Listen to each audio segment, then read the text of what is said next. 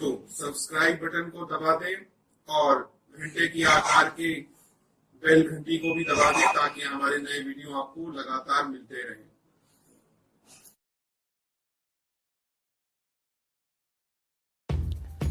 नमस्कार दोस्तों, धर्म रहस्य चैनल पर आपका एक बार फिर से स्वागत है। आज हम लेंगे एक अनुभव जिसमें जिन्नों से माँ ने उनकी रक्षा की। साथ ही साथ एक प्रश्न लेंगे और एक महत्वपूर्ण प्रश्न है ताकि हम अपनी प्राचीन परंपरा के विषय में जान सकें कि क्यों हम असफल रहे हैं, उसकी क्या मूल वजह हैं, दो तीन बातें जो भी हैं, और कभी न कभी इस पर पुस्तक भी मैं लिखूंगा। तो चलिए दोनों चीज़ों को आज लेते हैं। सबसे पहले हम अनुभव ले लेते हैं। अनुभव भेजने वाले हैं, वो लेक्चरर हैं जजान यूनिवर्सिटी सऊदी अरेबिया में, और उन्होंने पहले भी मुझसे दीक्षा ली चुकी है और जिस मंत्र की दीक्षा मैं देता रहता हूँ उसी मंत्र की दीक्षा इन्होंने ली है। और साथ ही साथ इनके साथ जो भी अनुभव हुए हैं उस साधना के कारण और उनकी किस प्रकार से रक्षा हुई, उनके पत्र को पढ़ के हम लोग जानने की कोशिश करते हैं। तो चलिए शुरू करते हैं। तो इन्होंने जो उसका सबसे पहला शीर्षक जो है ऊपर दिया है, उनका नाम मैंने हटा दिया क्योंकि उनका आग्रह था कि इस बारे में ज़्यादा किसी को पता न चले। तो दो घटनाएं घटी हैं इनके साथ में अभी कुछ 10 से 15 दिनों के बीच में ही, ये उनका ऊपर लिखा हुआ है, आप पत्र के माध्यम से देख भी सकते हैं। तो पहली घटना के विषय में वो बताते हैं कि मैं नाइट में के 8-9 बजे लगभग पत्नी के साथ मार्केट को जा रहे थे। तभी वाइफ बोली कि मेरी सहेली बता रही है कि उसके किसी रिश्तेदार को जो है जिन्न लगा हुआ है, जिन्न जैसे लग जाते हैं, उसी के बारे में बता रहे हैं। तो ब्लड देखने का मन करता है उस व्यक्ति का, जिस व्यक्ति को जिन्न लगा हुआ है। ज़्यादातर इस तरह का स्वभाव भी उसका पैदा हो जाता है, खून पसंद आता है जिनको। तो और इसी तरह की वो बातें बता रही थी। तो वाइफ काफ़ी डर रही थी। तो उसको सांत्वना देने के लिए वाइफ को मैंने समझाया कि तुम चिंता मत करो इस बात के लिए, हम लोग माता की पूजा करते हैं, हमें कोई खतरा नहीं है। माता की कोई भी सेविका ही काफ़ी होगी इन जिन्नों के लिए, यानी कि माता की कोई भी योगिनी शक्तियाँ और भी शक्तियाँ हैं वो अकेली ही काफ़ी होंगी, जिनको हरा देंगे आराम से। इस संबंध में उन्होंने कहा। तो मार्केट से लौटकर मैं और वाइफ घर आकर के सो गए।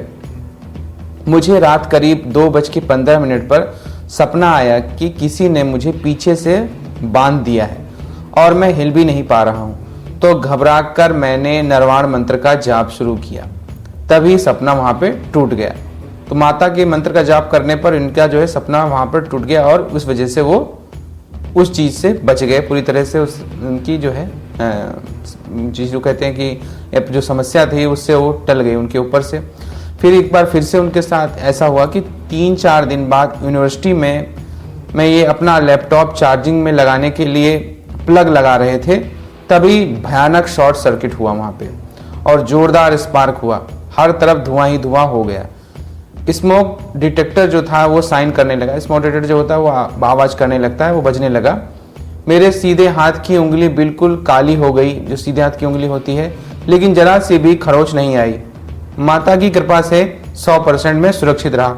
ये भी जो है जिन्नों की हो सकता करतूत हो जिसकी वजह से इनके साथ ऐसा संभव हुआ था। दूसरी घटना ये बताते हैं कि एक खास बात यह है कि मुझे एक महिला जो कि लगभग 20 से 22 वर्ष की होगी, अप्सरा साधना के वक्त 9-10 दिन सपने में दिखाई देती थी। साधारण सी शक्ल थी उसकी, जो कि दरवाज़ा खोलकर अंदर आने की कोशिश करती थी, लेकिन दरवाज़ा बंद हो गया था, फिर वो नहीं दिखती थी। अभी निर्वाण मंत्र के जप के वक्त 2 से 3 दिन पहले जाप के वक्त दोबारा दिखी है। ऐसा दिखा कि मैं किसी कमरे में प्रवेश कर रहा हूँ। कमरा सर्कुलर शेप में है और प्रवेश द्वार से मैंने प्रवेश किया है। अंदर जाते ही 2 कदम दूर वो बैठी हुई थी, उसकी पीठ की तरफ मेरी तरफ थी और मेरे प्रवेश करते ही उसने पलटकर मुझे देखा। मैं उसे देखकर चौंक गया। उसके बाद एकदम से वो फिर से गायब हो गई। एक प्रश्न यही है, ये जानना चाहते हैं कि कौन सी शक्ति है ये महिला गुरुजी। मैंने इसे अपने जीवन में कभी नहीं देखा है, इसे बात नहीं करती है। रेड और येलो वाइट कपड़े इसके पहने हुए होते हैं। 5 फुट 6 इंच की हाइट लगभग रहती है। साधारण सी सुंदरता, आम लेडियों की तरह ही रहती है। पूरी तरह विकसित शरीर है, लेकिन हल्की सी मुस्कुराहट रहती है। जब अप्सरा के साधना के वक्त देखा था इस वक्त कोई भाव नहीं थे। तो अलग अलग तरह के इसके भाव आते हैं जो ये जो बता रहे हैं। तो देखिए मैं आपको बताता हूँ। पहली बात तो आपने जो बताया कि जिन्नों की, तो देखिए जिनके इलाके में आप रहते हैं वहाँ जिन ज़्यादा पाए जाते होंगे निश्चित रूप से, इस वजह से वहाँ पर जिन्नों का ज़्यादातर असर रहता है। अब जिन्नों ने देखा कि ऐसी शक्ति का व्यक्ति जिसके अंदर कोई अलग तरह की ऊर्जा है, उसके प्रति आकर्षित होना और उसको परेशान करना और अपने नियंत्रण में लेने की कोशिश करना वहाँ पर आम बात हो जाएगी। इसलिए आपके पीछे वो शक्तियाँ लग गई। उन्होंने पूरी कोशिश की अपनी शक्ति लगाने की और कोशिश करते करते और साथ साथ उन्होंने अपनी ताकत का प्रदर्शन भी किया कि हम कितने शक्तिशाली हैं। लेकिन माता के आगे किसी की नहीं चलने वाली है। माता के मंत्रों में बहुत ज़्यादा शक्ति होती है। उस मंत्र के जाप से आप बिल्कुल सामने वाले को दबा सकते हैं। कोई भी बड़ी से बड़ी शक्ति आपका सामना नहीं कर सकती अगर आपने मंत्र को जपते चले जा रहे हैं और उसका सिद्धिकरण आपका होता जा रहा है। इस वजह से कुछ भी आपका जिन्न नहीं बिगाड़ पाए। दूसरी घटना जो आप बता रहे हैं वो भी इसी वजह से ही हो रही है, क्योंकि मंत्र के जाप के कारण एक ऊर्जा शरीर के अंदर पैदा होती है। उस ऊर्जा को लेने के लिए और उसी ऊर्जा को प्राप्त करने के लिए, क्योंकि आत्माएं जो होती हैं वो ऊर्जा को देखती हैं। वो ये देखती हैं, जैसे हम लोग ये देखते हैं कि कौन आदमी कितना अधिक गोरा और चेहरे में देखने में कितना अधिक सुंदर है, उसे हम सुंदर समझते हैं। लेकिन आत्माएं शरीर नहीं देखती, वो आत्मा को देखती है। आत्मा कितनी प्रकाशवान है, कितनी ज़्यादा उसके अंदर तेज भरा हुआ है, वह उसके मंत्र जाप के कारण पैदा होता है। हो सकता है एकदम से काला आदमी हो, बिल्कुल दिखने में बेकार सा हो, लेकिन अगर वो बहुत ज़्यादा मंत्रों का जाप किया होगा तो जो उसकी आत्मा होगी बहुत ही ज़्यादा पवित्र, शुद्ध और चमकीली, प्रकाश में दिखाई देगी। वो आत्मा ही आत्मा को उसी तरह से देखती है। तो जो अप्सरा आपने की होंगी, अपना अप्सरा की साधना की हो, उनमें से संबंधित जो भी अप्सरा आपके प्रति आकर्षित हो गई थी वो आई और अपने साधारण रूप में कोई सुंदरता दिखाने की तो जरूरत नहीं दिखाई उसने, कोई बनावटीपन नहीं किया उसने, और आपके आकर्षण से वो आपके पास आने की कोशिश कर रही, कमरे के अंदर आने की कोशिश कर रही थी। लेकिन मंत्र की शक्ति के कारण वो आपके जीवन में प्रवेश नहीं कर पाएगी, क्योंकि मंत्र इतना अधिक प्रभावशाली और शक्तिशाली होते हैं कि दूसरी शक्तियां उन्हें नजदीक नहीं आने देती हैं।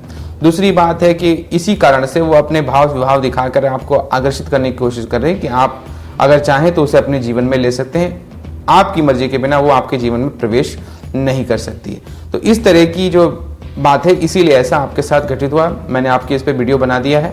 जैसा कि आपने कहा था का नाम गोपनीय रखा जाए, तो मैंने आपका नाम गोपनीय रखा है। इसी प्रकार एक प्रश्न इन्होंने लिया है, RM पटेल जी हैं, 2-3 बार पूछ चुके हैं। तो इन्होंने पूछा है कि प्रिय गुरुजी, आज मेरे मन में एक सवाल है, अगर हमारे भारत ओल्ड एज से ही तंत्र और मंत्र में आगे था तो, और हमारे पास एक पारलौकिक सेना बनाने की क्षमता भी थी, तो हमारे ऋषि मुनियों और प्रसिद्ध तांत्रिकों ने ब्रिटिश को यहाँ से क्यों नहीं हरा दिया, जबकि हमारी पारलौकिक सेना ह्यूमन से 100 गुना ज्यादा पावरफुल होती थी। Please Guruji reply me. तो देखिए, सबसे पहले तो अंग्रेजों के आने से पहले ही ये विद्या लगभग हमारे यहाँ से लुप्त हो चुकी थी। आज हम केवल लकीर पीटते हैं। हम जो कुछ भी कर रहे हैं वो आधा अधूरा ज्ञान है, इसीलिए किसी को पूरी तरह से प्रत्यक्षीकरण नहीं होता है। हम जो कुछ भी प्राप्त किए हैं केवल सुनी सुनाई बातों के आधार पर आधा अधूरा, और उन ग्रंथों को भी जिसने आधा अधूरा सुना।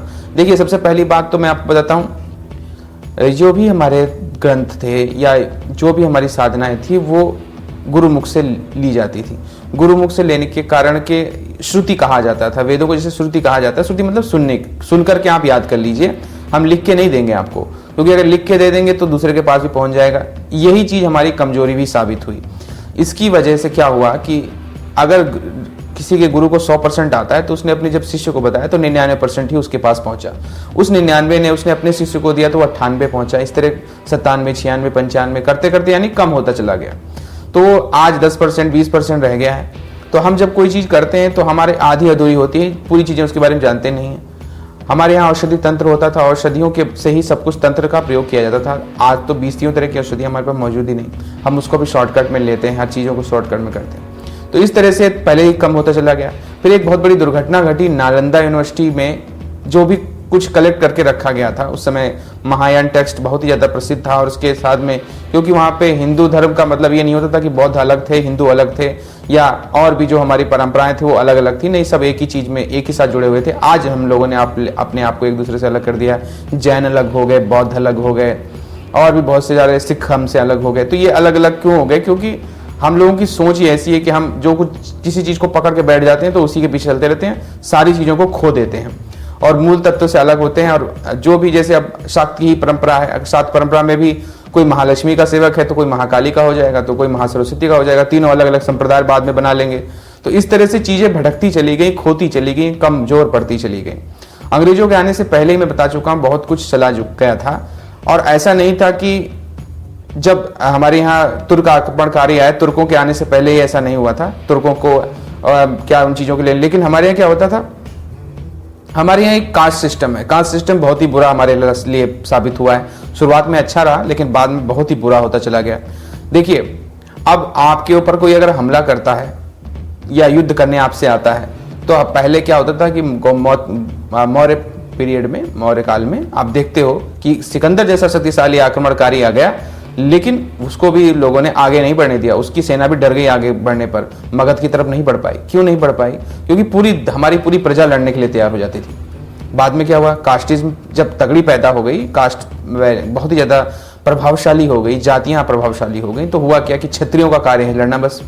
तो वैसे को इससे कोई मतलब नहीं है, शूद्र को इससे कोई मतलब नहीं है, ब्राह्मण को इससे कोई मतलब नहीं, लड़ना तो जाएगा क्षत्रिय। अब क्षत्रिय भी छोटे छोटे हैं, अब 20 क्षत्रिय हैं तो वो आपस में पहले से लड़ते रहे, तो उनकी संख्या कितनी हो गई? कम। यानी कि अगर 1 लाख की जनता है किसी राज्य की तो क्षत्रियों की संख्या 10,000 मान लीजिए, तो 10,000 की सेना ही अब लड़ने जाएगी। अब अगर उनसे लड़ने के लिए 12,000 की सेना आ गई तो हारेगा कौन? दूसरी बात, दूसरा क्षत्रिय एक क्षुद्र की जो है सहायता नहीं कर रहा है, क्योंकि वो दूसरे राज्य में रह रहा है, वो दूसरे राज्य में रह रहा है, तो दोनों आपस में शत्रु हैं, दोनों एक दूसरे को कब्जा करना चाहते हैं। कास्टिज्म की वजह से चीजें और भी, उसमें भी अलग अलग गोत्र के अलग अलग, तो और वो भी क्षत्रिय है। और आज भी देखिए राजनीति में भी यही काम किया जाता है, लोगों को जात के आधार पर लड़ा दिया जाता है एक दूसरे से। और हम ये भूल जाते हैं कि हम सनातनी हिंदू हैं और सब एक हैं, कोई अलग नहीं है। हम आपस में अपने आप को क्यों बांटे पड़े हैं? बांटे तो हम मरने के, जब यहाँ पैदा हुए तभी तो आपने बांट लिया। मरने के पहले और मरने के बाद में कौन सी जात रह जाएगी? किसकी कौन सी जात होगी, जरा बताएं मुझे। तो इसलिए ये बेवकूफ़ीपना हम लोगों ने सीखा और अपने आप में इतना ज़्यादा अंदर भर लिया कि आज हम इसी चीज़ में फंसते चले जा रहे हैं। अपना ज्ञान भी खो दिया और अपनी शक्तियाँ भी खो दी, हमको गुलाम बनाना भी आसान हो गया और धीरे धीरे करके सब चीज़ें कमज़ोर होती चली गई। इसीलिए वो ऐसा कुछ नहीं कर पाए, ऐसा कोई सिस्टम ही नहीं बन पाया। और जो लोग बहुत मजबूत होते थे और जिनके पास ज्ञान थोड़ा बहुत था भी, तो उनको जा करके अंग्रेज और बाकी लोग जो है पटा लिया करते थे, या यूँ कहिए उनको प्रसन्न रखा करते थे। तो वो उन्हें कोई मतलब नहीं होता था कि उन्हें देश के रूप में उस चीज़ को नहीं देखते थे। देश का जो विचार है ये सबसे पहले अंग्रेजों ने ही लाया हमारे देश में। अगर अंग्रेज नहीं देश का विचार लाते तो हमारे देश नहीं थे, हमारे यहाँ तो करोड़ों की संख्या में देश थे, क्योंकि जिस क्षेत्र में जो लोग रहते थे उसी क्षेत्र को मानते थे, देश नाम की सोच ही नहीं थी। इसलिए भी और भी चीज़ें कठिन होती चली गई और इस सब की यही सारी चीज़ें हैं, सब मिला करके इसी वजह से हम कमज़ोर पड़ गए। आपको पता है अंग्रेजों की संख्या कितनी कम थी? अगर एक दिन में चाहते तो हिंदुस्तानी लोगों ने यहाँ से भगा सकते थे। 33 करोड़ हम लोग थे और उनकी संख्या 10 लाख के करीब से भी नहीं होगी, 1-2 लाख से ऊपर उनकी संख्या नहीं होगी। अगर 100 लोग भी तो घर से बाहर निकालते तो अंग्रेजों को यहाँ से निकाल सकते थे, लेकिन नहीं निकाल पाए। क्यों नहीं निकाल पाए? क्योंकि हम एक नहीं थे, हम जाति में बटे थे, कभी धर्म में बटे, कभी किसी चीज़ में बटे, तो बहुत सी चीज़ों में बटे हुए और सबके अपनी अपनी सिद्धांत, अपनी अपनी सोच, और वो यही देखते थे। आज भी राजनेता यही करते हैं, वो आपस में इन्हीं चीज़ों में आपको लड़ाते रहते हैं और आराम से अपने काम को निकालते रहते हैं। अंग्रेजों से ही उन्होंने सीखा है। तो इस वजह से हम कभी मजबूत शक्ति नहीं बन पाए। और जब तक सनातनी हिंदू पूरी तरह से एक नहीं हो जाएगा, अपने आप को जात से अलग नहीं कर लेगा, अपने आप को केवल और केवल सनातनी हिंदू नहीं कहलाएगा। हिंदू शब्द भी हमको ईरान से प्राप्त हुआ, ईरानियों ने ही हमें सबसे पहले हिंदू और सिंधु शब्द का प्रयोग किया था, सिंधु से हिंदू बना। तो वो भी हिंदू शब्द भी अपना नहीं है, सिर्फ हम लोग सनातनी हैं, सनातन धर्म को मानने वाले हैं। तो इस चीज को जानना होगा, आपको एक होना होगा, जाति से बिल्कुल हटना होगा, तभी आपका विकास होगा, वरना आप इसी तरह विकासशील देश बन के रह जाएंगे, कभी विकसित नहीं हो पाएंगे। क्योंकि आज भी हम संख्या में जब देखते हैं तो करोड़ों में हैं, लेकिन जब आप वर्गों में देखते हैं तो हमारी संख्या लाखों में भी नहीं पहुंच पाती है, इतने कम पड़ जाते हैं हम लोग। तो इस वजह से हम बिखरे हुए हैं और बिखरी हुई कोई चीज मजबूत नहीं होती है, इसलिए आप कभी कामयाब नहीं हो पाए। इसीलिए हम अपनी शक्तियों का भी प्रयोग नहीं कर पाए, मंत्र का, तंत्र का, ज्ञान का, सब छूटता चला गया, सब नष्ट होता चला गया। आज हमको अपने पुराने ज्ञान को निकालने की आवश्यकता है, सभी को एक होने की आवश्यकता है। सबसे पहले अपनी सोच को फैलाने की आवश्यकता है। मैं मंत्र देता हूं, गुरु मंत्र के माध्यम से उस सोच को फैला करके उन लोगों तक पहुंचाने की कोशिश की जा रही है जो एक ही जैसी सोच को विकसित करेंगे और अपने जीवन का तो विकास करेंगे ही, अपने आने वाली पीढ़ी का भी विकास करेंगे। इसलिए ये धार्मिक परंपरा, गुरु शिष्य परंपरा वगैरह सब विकसित किया गया है इसी के कारण से, ताकि लोगों में एकता बनी रहे। एक होंगे तो एक जैसी सोच रखेंगे तो उनको फिर हराना, दबाना, उन्हें कमजोर करना आसान नहीं होगा। तो इसलिए आपको इस प्रश्न का यही जवाब था, इसी वजह से हम लोग कमजोर हैं। तो अगर आपको आज का ये वीडियो पसंद आया है तो लाइक करें, शेयर करें, सब्सक्राइब करें। आपका दिन मंगलमय हो। धन्यवाद।